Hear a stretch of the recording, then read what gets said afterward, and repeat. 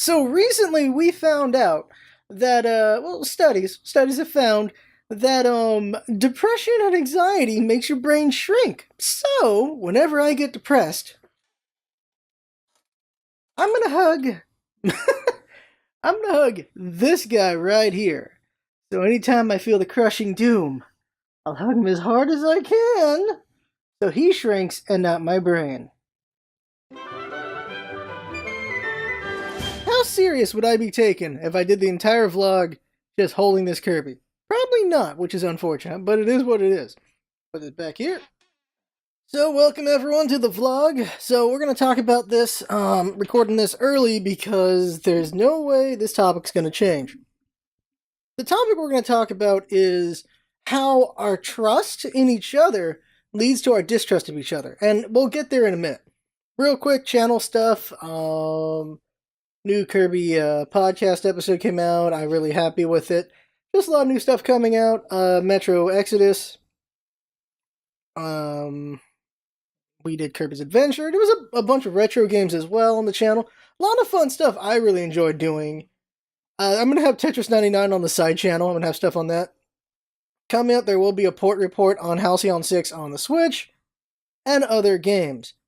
And the next game we're going to cover as far as the big games go in the next month, it'll be Sekiro. So that'll be the next LP after Metro Exodus. Well, as we're going, Sekiro will replace Resident Evil 2 when that one's done. And at some point we'll have a drought and then we can go back to doing Layton.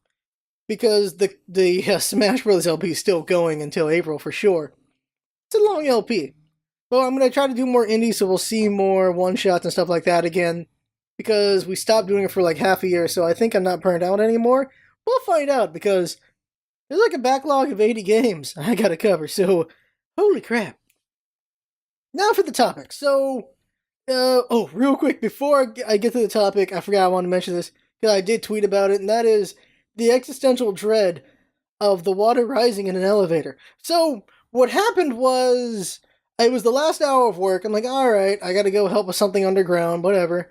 A plant has underground layers. There's always these underground layers, sometimes at a hill so that the other stuff's maybe not underground, but usually you're underground. You got layers up and layers down. That's how the stuff works. So there's a couple floors down in my facility. And so like, we need you to take care of this thing underground since it's not looking too good. I'm like, alright, okay. I only got an hour, so it'll take a while to take the stairs, because it's a couple floors down. So I'll go ahead and just take the elevator.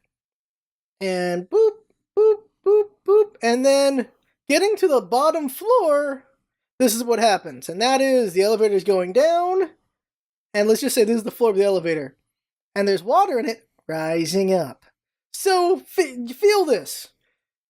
Just imagine this. The existential dread of being stuck in an elevator because they ain't gonna open the damn doors. And you're going down and the water's rising up. And you're like, oh shit. That is what happened to me. And, oh my god, oh my god, that feeling, like, it got up to my waist, I'm like, how did I not wet my pants? How did I not wet my pants? Because my pants were already wet, that's how. And so, it was just like, if it just kept going, that was a scare, like, oh, if it kept going, what am I supposed to do? I'm in an elevator, it's going down, there's nothing I can do. The damn thing just gets down and I drown if it went all the way up. Like, there's nothing I could do. Luckily it didn't, and then it was just dealing with the flood. The place got flooded. It was really bad. And I, thankfully, it didn't go as bad as it could have. It didn't go as bad as it could. Because where's it going to drain? It's underground. There's nowhere to drain. That was the thing. And thankfully it wasn't the worst case scenario. Just a bad case scenario. What happened was the sump pumps weren't working, and sump pumps are how you will take water out of an area when it can't naturally drain out. That's just your drain system. So the sump pumps will pump it out to another area. Some pumps, they'll go to like sewer, depending on what's in the water, kind of thing. And so these pumps weren't working, and you need those to work. The problem is the backup also wasn't working. That was the problem. They both failed. In water, there's always a backup, because if there's not a backup, then if the thing fails, then a lot of people could get hurt. And so if both fail, holy crap. And that's a very rare occurrence, and thankfully no one got hurt, namely me. So there you go with that. So now for the topic. So the topic is this, that is, we trust people. And why shouldn't we, of course? We should trust people, but it can blow up in our face. It's very unfortunate. And there's ways to look at it socially, politically, and all these other things. And politically, it is irksome what happened recently with the last couple things happening. But I'm also going to make it a personal thing as well. But first, let's go with the political stuff, because that's the bigger ones that everyone knows. So the Covington Catholic school, that whole situation, when you had the Native American dude beating his drum, and this all has to do with framing. The way things are framed is very important. I typed this before with like advertising. They frame things in a certain way, and that gives you an impression, and then that will affect your purchasing. So this framing here is, at least when I saw it, the framing was, look at this white kid smirking at this Native American veteran. He's got a MAGA hat and all that, and he's just really in the dude's space. And you see the video, and it's going for a while, and he's just very, very douchey looking. I ran out of breath for some reason. Very douchey looking, just doesn't look great. And so, what the framing was, though, is because there was words with it, and that was people saying that these kids just came over here and they're disrespecting this Native American. They came here to do this. And so with that framing, I'm like, well, that's effed up. That's not right. That's pretty screwed up. I'm really mad about that. And then later it comes out with more footage from earlier and bigger picture what actually happened. What actually happened was Native Americans were doing a march elsewhere. There was this black Muslim group, and then there's these kids over here, these white kids from that school. They're sitting here waiting for their bus. And so there's all these different groups happening. And then you get the Muslim group yelling at those kids, and the kids doing chants and other things back and all that stuff happening. And then the Native American dude, his idea was to come in and beat his drum and trying to bring peace there by getting in the middle of both these groups. That was his idea there. And unfortunately, the culmination of all that ends up being the framing of the Native American dude right here. He stopped right in front of the kid, and the kid's like, he's just there, deer in the headlights. He's like, what else is he going to do? He's just stuck there. Dude's beating his drum, and there you go. That's the situation. And the problem is, of course, we didn't get that until later, so the first framing is what most people jumped on, and a bunch of people jumped on it, and they went nuts about it. It was very much a lot of anti-MAGA, a lot of anti-all these things. Anti-Catholic, just anti-white kids in general. And you can argue it was what's the word here?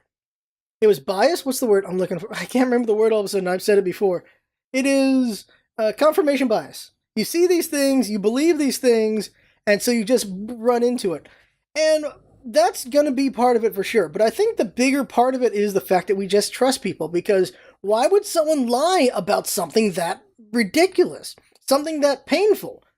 The idea that these kids were the ones instigating on the Native American dude when he was actually there trying to do this peaceful thing, and so it just all blew up into this bigger thing. Because someone framed it that way. Because someone said this is what the situation was, and we believed them. And so this very much was a rallying thing from the left about just how, look at what MAGA and all that stuff, how it's made it okay to be jerks like this to Native Americans and other groups. And that was the rallying going on there. And then when the real truth comes out, it becomes the rally for the right, and it becomes a black eye for the left. They're like, see, look at you jumping to conclusions and stuff like that. And so that situation did not go well for the left. The thing about it is there's a lot of just pointing from both sides at each other. The right pointing out all these things about the left, and the left pointing out all these things about the right.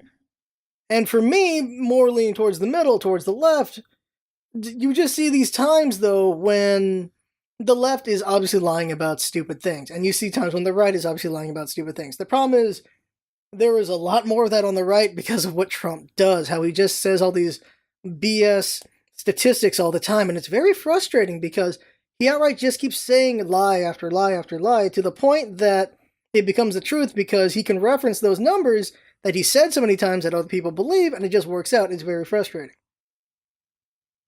It's a tactic that gets used, and it gets used on the right and the left, but because of who the president is and how much he uses and how badly he uses it, it gets very frustrating.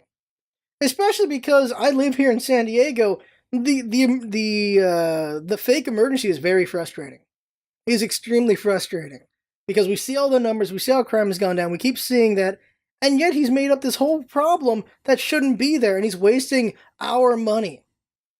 He's wasting the taxpayer money on this.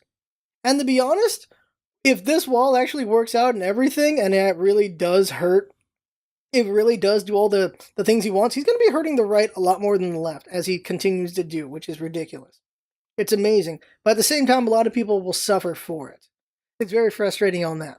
So more recently, of course, is the Jussie Smollett situation. That is, once again, a heinous lie that we believed, because who would make that lie? And it's very frustrating what he did. Jussie Smollett, of course, if you somehow didn't know, last month he said he was attacked. He was attacked by people saying it's MAGA country. He said that they tied a noose around his neck, and they threw bleach on him, and they beat him up, and they said homosexual slurs and racist slurs. That's what he said happened there. And a lot of people jumped on it. A lot of people on the left especially, of course, because confirmation bias again about MAGA and just white people and all that, and racial stuff, and then, of course, the town it's in. And so a lot of confirmation bias there. But it's also that we just believe this, because why would someone make up such a horrible lie? Why would someone make up something so horrible? Because we trust in each other to not be so horrible. And yet we get this. We get this horribleness, and it's very frustrating.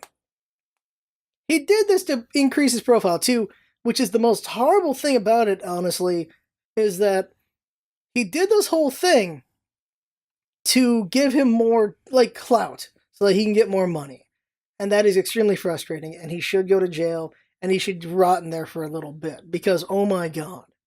Because what this does is, real victims are going to be seen with cynicism instead of with belief. That's what he's done.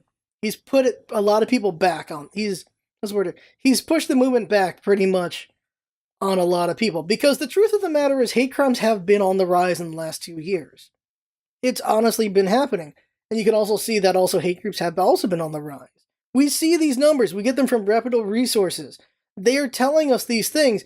And yet, when we see the big headlines and everything going on, we don't see those numbers, and it gets very frustrating. It is extremely frustrating what he did and how he took advantage of such a very horrible situation. And now, because of that, it's ammunition for people to believe the victim less. And that's an incredibly horrible thing. Because the truth of the matter is, things are getting worse. But with this, people can just wave it off. That's messed up. Extremely messed up. So now I'll give you a personal one.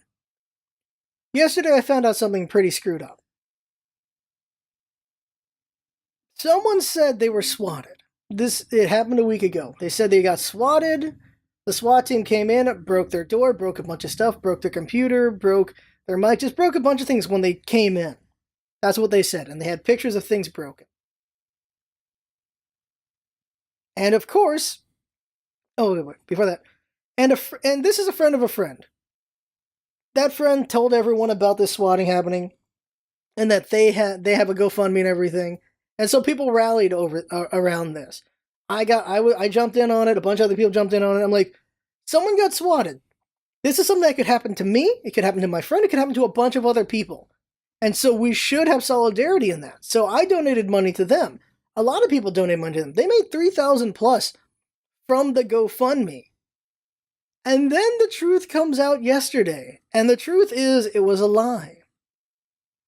They lied about getting swatted. They lied about a lot of things. And it hurt my friend very greatly because they trusted this person very much. And they don't deserve to get betrayed like this. And that sucks. That really, really sucks. Who would lie about getting swatted just to make money? Apparently this person would. And because of that, anyone who really gets swatted and they need help with the GoFundMe, people are going to trust it less. And that sucks.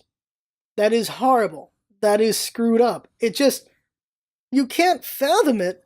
But the truth of the matter is, shitty people exist, and they will take advantage of the fact we want to believe in each other. So what do? Do you stop believing the victim? If you do that, then that's pretty screwed up on its own now, isn't it? They say you should have a healthy level of skepticism, which is true, but how much is healthy skepticism is the question. Shouldn't you believe a victim first? Do you really want to not believe them when they first tell you something? Because if you do that, and then just, especially with someone in such a vulnerable position, they got hurt bad, they come out, and then no one believes them. Or people aren't sure. Won't that scare off the next people from reporting what happened to them? There's a reason why the Me Too movement exploded like it did, because people felt comfortable to come out after years of not being able to. So it's a very, very messed up time. Maybe it's always been. I don't know. It's a very frustrating thing. Like, how much can you trust another person? Speaking of advertising, we can just talk about influencers as well. Influencers have to go out of their way to make sure that you know that they are doing an advertisement. And the problem is some don't even do that. Like, legally they're supposed to, but some don't at all. And then they get a bunch of legal trouble, thankfully. But there's plenty that get away with it as well. It's a very frustrating thing. Like, when we get sponsored, which has happened a few times, we make sure you know. It's straight up like, we got paid to do this. Look how awesome this thing is we got paid to do. And because we got paid to do it. That's just cool because we're so small. When people I follow, when they get paid to do a thing, thankfully, they tell you straight up, we got paid to do this thing, and we'll see if we enjoy it or not, and there you go with that. And, like, I'm a big fan of Jesse Cox. He straight up puts out, when he does a video where he's sponsored, he just says he's selling out. Here's a sellout video, check it out. And it's like, all right, well, that's cool. We have ones where it's not, you don't know the truth. You don't know. The worst ones are Curse of the Kardashians. You have, of course, Kim and her sisters. And Kim, of course, has done things where, like, I use these things and they help me out. And she's not really specifically saying it's an advertisement, but it is. And she's got in trouble for that before. And people buy into that thing and it doesn't actually do anything. It doesn't really help out. She does all these fitness brand things that she doesn't actually use, but she's using it for that Instagram post. And then people buy them. And then she's got hit on that a few times because she doesn't tell you it's a sponsorship. And that's a problem. And she's not the only one that does that. She's just the biggest one that does that. And so it's like, what do you trust? Who do you trust? Because sometimes just people you think you know you can't trust, like what happened to my friend. And people you follow, like you think you know these people because you follow them for so many years, and then they betray you, whether you realize it or not, with sponsorships and things like that. That's something I worry about, and that's why we try to be as open about anything that we get. Like Square Enix, they go out of their way for it. Like, their whole thing is you must make sure the viewer knows you got the copy for free. And so that's why when we did Just Cause and all the other games we get for free, we let you know we got it from Square Enix. Same things for when the indies give us their games. We let you know we got it from the indies themselves. We didn't buy it so that we can cover it.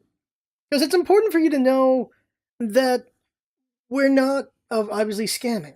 That's the important thing. You don't want to get scammed. I don't want to get scammed. It's important to let that be known. But it's just so frustrating how often scams happen.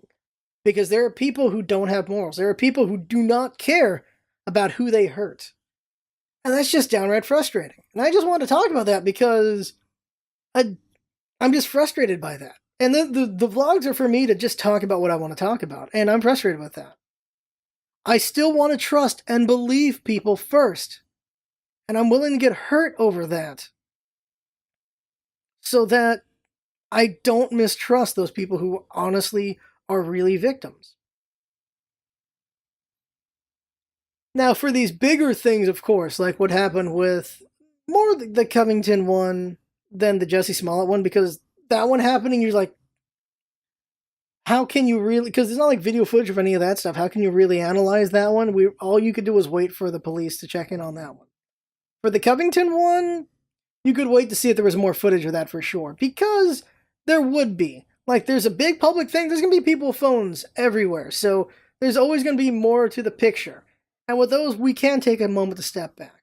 With the crime one, where we got no footage for anything, all we can do is just go on what we see and what we understand of the situation. And the police, up until like 2 days ago, were still investigating it as a crime against him, not as him conducting a fake crime. Because they want to make sure that this is still the crime that they thought it was. And of course, with how much work they put into that investigation, you wish they did that in other crimes as well. Someone point out a thing today that is interesting. That is about the Coast Guard guy who got all those guns and everything, and he was ready to go kill a bunch of people, and we're more focused on what Jussie Smollett did. That's an interesting thing. because both are very heinous, and yet we're more focused on what Smollett did than what this Coast Guard guy did or was going to do. Don't think there's anything more to say. Really, the only thing left is maybe give an example of kindness for why you should believe people, why you should believe strangers. That's a better way to put it. Why you should believe a stranger sometimes. I don't know. It's always the chance of us getting burned, but sometimes strangers can be a great source of help and kindness. And we can be that stranger as well. We can be that person who's a good source of kindness that doesn't try to scam or screw someone over. But I'll tell this story that I've told before 3 years ago. I forget how long it's been. When it happened, it was 3-4 years ago. So I know I told the story then. But here's what happened. And I'm going to forget part of the details for sure, because it's been 3-4 years.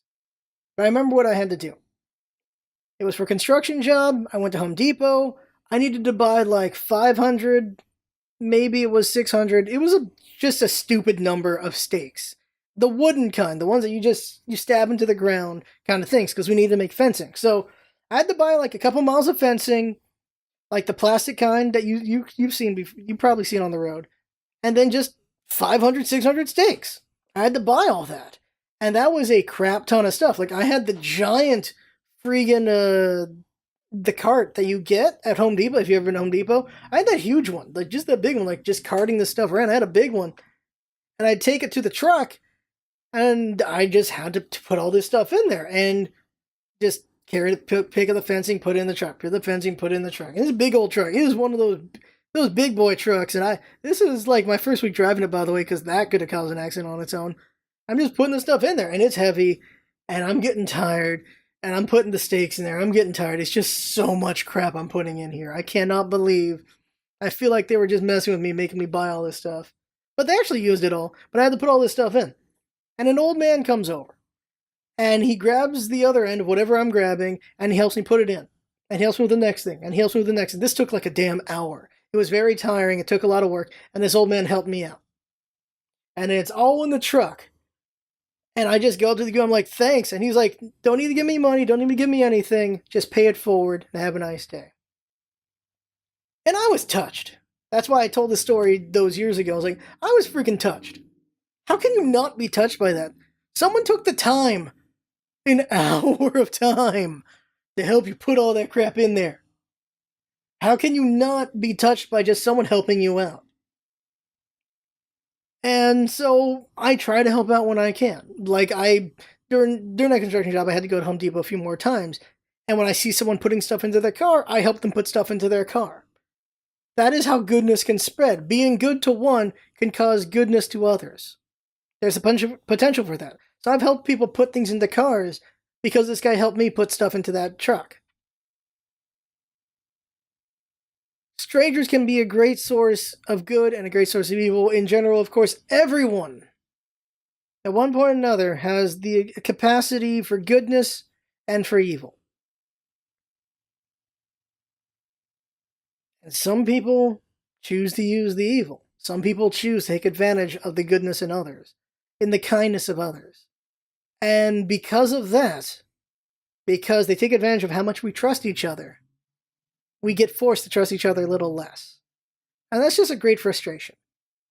So that's the vlog. That's everything I wanted to talk about today, this week. I don't know what the hell we're going to talk about next week. We'll see what happens. Just whatever comes to mind. Maybe it won't be so heavy next time. But there's the vlog. I have fun talking, hope you have fun watching and listening. And this is what it's all about, is having fun. Thanks for coming by, and see you next time.